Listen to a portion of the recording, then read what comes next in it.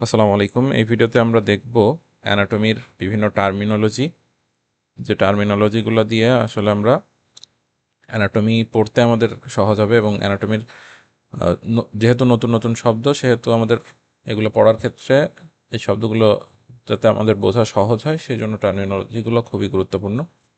তো এখানে প্রথমে আমরা সাইজগুলা নিয়ে আমরা দেখব। তো অ্যানাটমিতে বা টোটাল মেডিকেল সায়েন্সে এই বিভিন্ন টার্মিনোলজিগুলো ইউজ করে যে কোনো একটা নর্মাল শব্দকে কম বেশি বড় ছোট বিভিন্ন রকম বোঝানো হয়। যেমন ইউ বা নর্ম এটা দিয়ে রিয়েল বা নর্মাল বোঝানো হয়। ইউ বা নর্ম দিয়ে রিয়েল বা নর্মাল বোঝানো হয়। PAN বা অমনি এটা দিয়ে বোঝায় অল। যেমন প্যানসাইটোপেনিয়া, প্যান মানে অল, সাইটো মানে সেল, এবং পেনিয়া মানে কমে যাওয়া।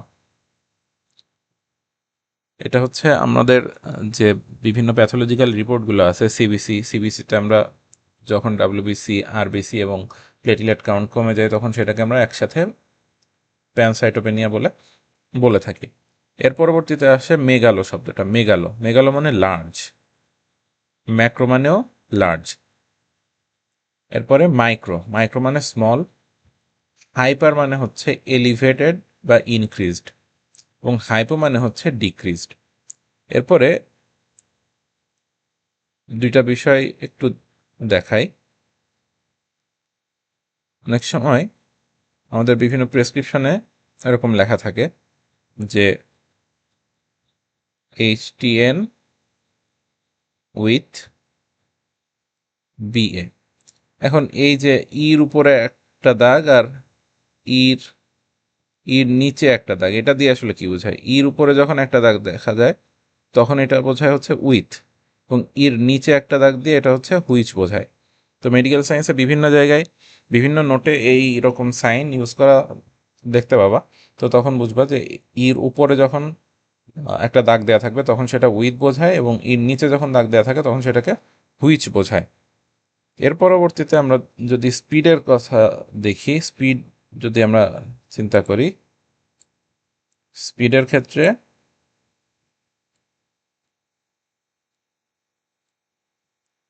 ট্যাকি এটা দিয়ে বোঝাবে হচ্ছে ফাস্ট। যেমন ট্যাকিকার্ডিয়া, আমাদের হার্ট রেট যদি মোর দ্যান 100 হয়,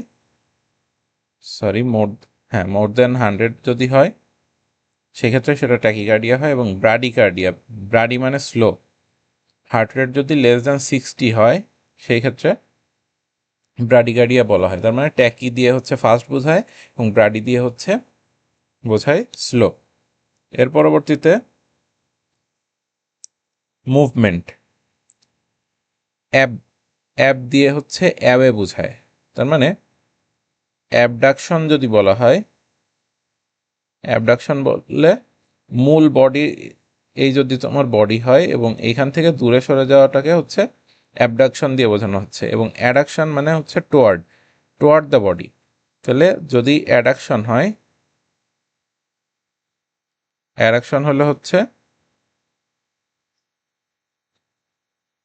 বডির দিকে যদি নিয়ে আসা হয়, তখন সেটা হচ্ছে অ্যাডাকশন। এটি যদি তোমার বডি হয়, বডির দিকে যদি নিয়ে আসা হয়, সেটা হচ্ছে অ্যাডাকশন। এরপর হচ্ছে ডিস দিয়ে সেপারেট বোঝানো হয়, এবার DYS দিয়ে আবার অ্যাবনর্মাল বোঝানো হয়। যেমন DYS দিয়ে হচ্ছে তোমার ডিজ লিপিডেমিয়া, এই শব্দটা দিয়ে বোঝানো হয় হচ্ছে বডিতে লিপিডের পরিমাণে অ্যাবনর্মালিটি, তার মানে অ্যাবনর্মাল লিপিড। এরপর হচ্ছে ম্যাল দিয়ে বোঝানো হয় ব্যাড। যেমন এখানে এক্সাম্পল হিসেবে বলা যায় ম্যাল ফরমেশন, তার মানে ধরো যে কোনো একটা অর্গানের যদি ম্যাল ফরমেশন হয়, তার মানে কি ওইটা ঠিকভাবে ফরমেশন হয় নাই, ব্যাড বা ম্যাল খারাপভাবে ফরমেশন হয়েছে বা অ্যাবনর্মালি ফরমেশন হয়েছে। তো এই হচ্ছে মোটামুটি কিছু টার্মিনোলজি, এবং টার্মিনোলজির আমাদের আরও বেশ কিছু লেকচার আসবে।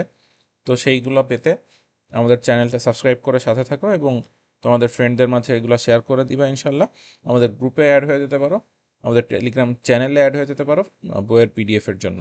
তো ধন্যবাদ সবাইকে, দেখা হবে ইনশাল্লাহ পরবর্তী ভিডিওতে।